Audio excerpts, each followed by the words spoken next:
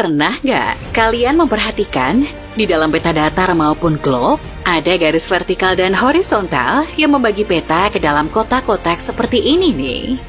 Selain untuk menentukan titik koordinat suatu wilayah dan pembagian zona waktu, garis-garis tersebut punya fungsi lainnya loh, geolovers. Salah satunya sebagai garis yang membagi zona iklim di dunia. Mingeo akan menunjukkan ke kalian bagaimana cara kerja garis ini.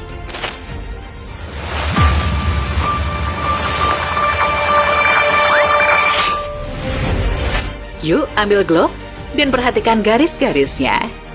Garis-garis ini hanyalah garis imajiner atau garis khayal yang tidak akan kalian temui di daratan aslinya. Garis horizontal yang tepat membagi globe menjadi dua belahan utara dan selatan adalah garis khatulistiwa atau ekuator.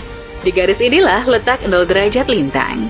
Adapun garis horizontal yang mengukur jarak ke utara atau selatan dari garis ekuator 0 derajat disebut garis lintang atau latitude. Garis lintang yang berada di utara garis ekuator dinamakan lintang utara atau biasa disingkat LU. Sedangkan yang berada di selatan dinamakan lintang selatan atau LS. Selain garis ekuator dan garis lintang, ada juga garis bujur atau longitude. Garis bujur adalah garis vertikal yang digunakan untuk mengukur jarak timur atau barat dari 0 derajat bujur. Meridian Greenwich di Inggris telah diadopsi sebagai patokan standar internasional. Prime meridian ini sama halnya dengan khatulistiwa atau ekuator yang membagi bumi menjadi dua belahan. Jika ekuator membagi utara dan selatan, maka prime meridian membagi bumi barat dan timur. Misalnya, jika kita berbicara tentang 90 derajat bujur timur, itu berarti kita berada 90 derajat timur dari meridian utama di Greenwich. Garis lintang, garis bujur, garis ekuator, dan garis prime meridian digunakan dalam pemetaan dunia, baik pada peta fisik maupun peta digital.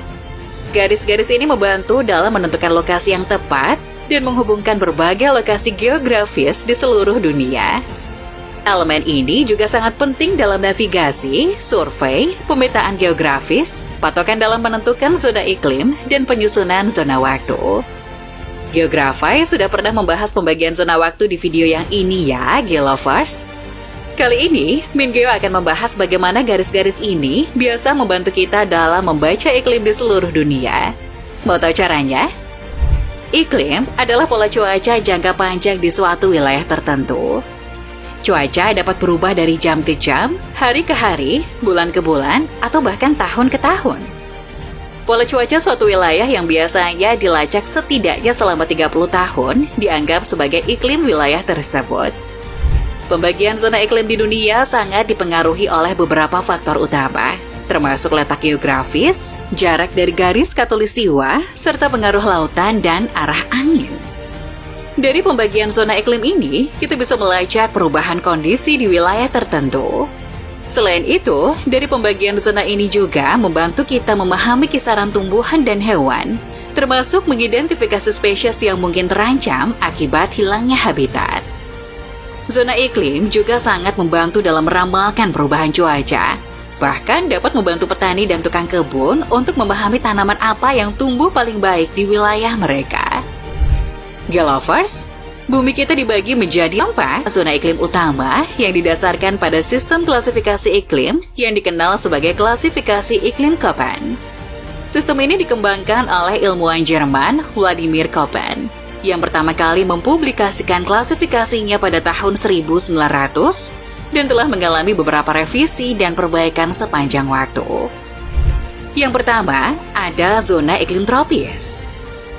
Zona ini terletak di antara garis khatulistiwa 0 derajat lintang hingga sekitar 23,5 derajat lintang utara dan 23,5 derajat lintang selatan. Bisa kalian lihat nih, negara-negara mana saja yang berada di rentang garis tersebut. Terlihat dari peta, ada negara yang sepenuhnya berada di zona tropis. Seperti negara-negara Asia Tenggara, kecuali Thailand yang negaranya berada di 2 zona iklim, yakni tropis dan subtropis. Begitu pula dengan India dan Saudi Arabia. Bergeser ke benua Afrika, sebagian besar negara-negara Afrika berada di iklim tropis. Sedangkan di benua Amerika, ada Brasil, Paraguay, dan Meksiko yang berada di zona iklim tropis dan subtropis. Di zona tropis ini juga bisa kalian lihat keberadaan garis ekuator. FYI geolovers, suatu wilayah yang semakin dekat dengan garis khatulistiwa atau ekuator akan semakin panas. Begitu juga sebaliknya, semakin jauh dari ekuator, maka suhu rata-rata tahunan cenderung semakin rendah. Iklim tropis memiliki ciri khas, suhu yang tinggi sepanjang tahun dan curah hujan tinggi. Hutan hujan tropis dan keanekaragaman hayati yang tinggi juga sering ditemukan di zona ini. Yang kedua, ada zona iklim subtropis. Zona ini terletak antara 23,5 derajat hingga sekitar 40 derajat lintang utara dan 23,5 derajat hingga 40 derajat lintang selatan. Jika dilihat di peta, maka zona ini berada di atas dan di bawah zona tropis.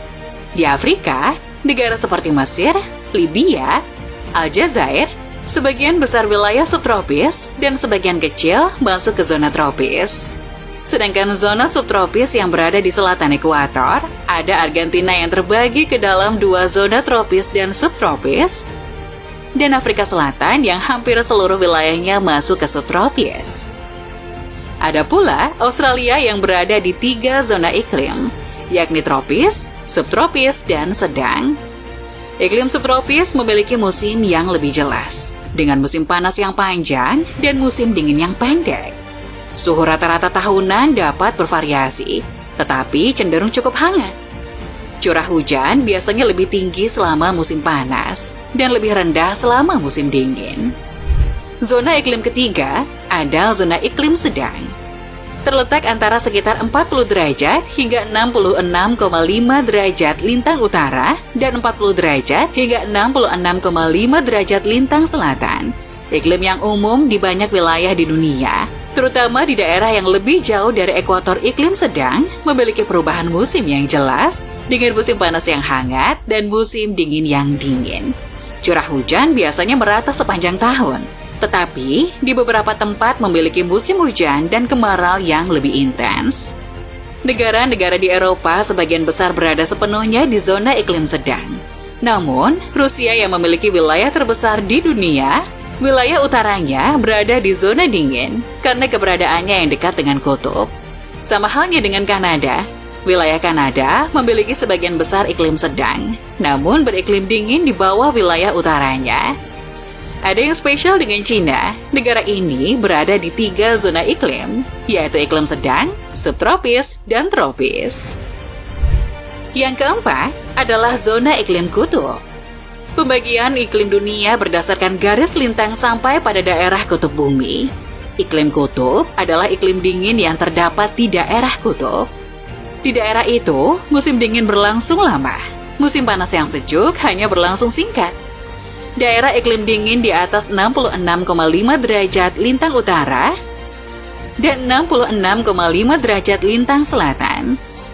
Wilayahnya di belahan bumi utara, yaitu Kanada dan Alaska bagian utara, Greenland, dan pantai utara Siberia.